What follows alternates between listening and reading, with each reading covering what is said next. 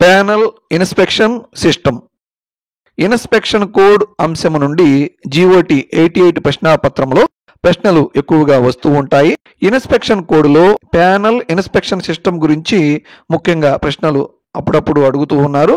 ఈ వీడియోలో panel inspection system గురించి వివరంగా తెలుసుకుందాము. అలాగే ఈ అంశం నుండి ఎటువంటి ప్రశ్నలు ఎక్కువగా రావడానికి అవకాశం ఉంది, అలాగే గత ప్రశ్నాపత్రాల్లో వచ్చినటువంటి ప్రశ్నలు వాటి యొక్క జవాబులతో సహా వివరంగా తెలుసుకుందాం. ఈ వీడియో మీకు నచ్చినట్లయితే లైక్ చేయండి, షేర్ చేయండి. కొత్తగా ఈ ఛానల్ను మీరు చూస్తూ ఉన్నట్లయితే సబ్స్క్రైబ్ చేసుకోండి. బెల్ సింబల్ పై క్లిక్ చేసి నోటిఫికేషన్స్ ఆన్ చేసుకోండి. మా కొత్త వీడియోల సమాచారం ఎప్పటికప్పుడు మీకు నోటిఫికేషన్ ద్వారా తెలియజేయబడుతుంది.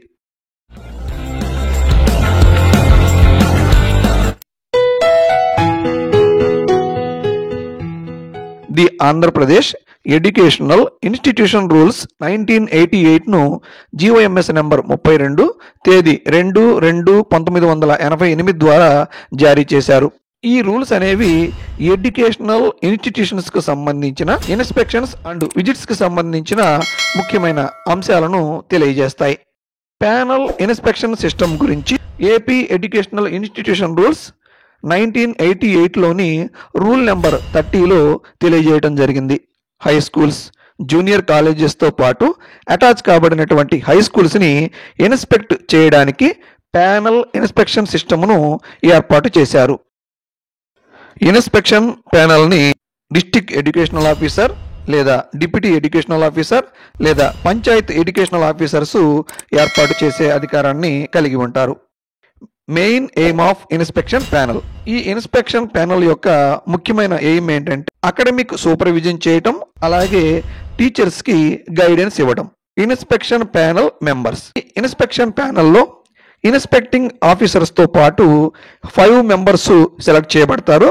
ఈ 5 మెంబర్స్లో ఒక మెంబర్గా హై స్కూల్స్కు సంబంధించిన సీనియర్ హెడ్ మాస్టర్ని మెంబర్గా ఉంచుతారు.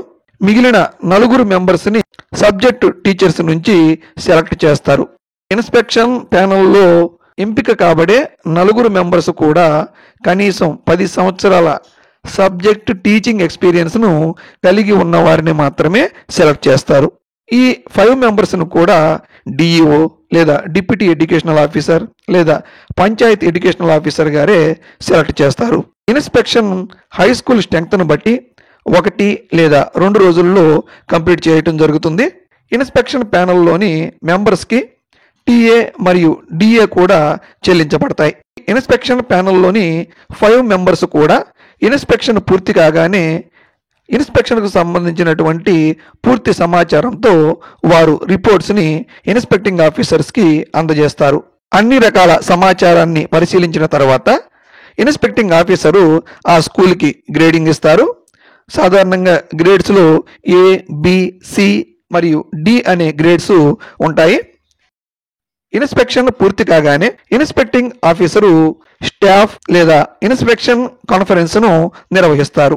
ఈ ఇన్స్పెక్షన్ కాన్ఫరెన్స్ గురించి ఏపీ ఇన్స్పెక్షన్ కోడ్లోని ఆర్టికల్ 109లో వివరంగా తెలియజేశారు.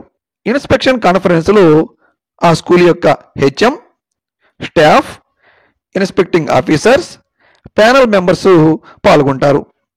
ఈ ఇన్స్పెక్షన్ కాన్ఫరెన్స్లో మెరిట్స్ అదేవిధంగా రిమార్క్స్ గురించి చర్చించి తగు సూచనలు, సలహాలు ఇవ్వడం జరుగుతుంది.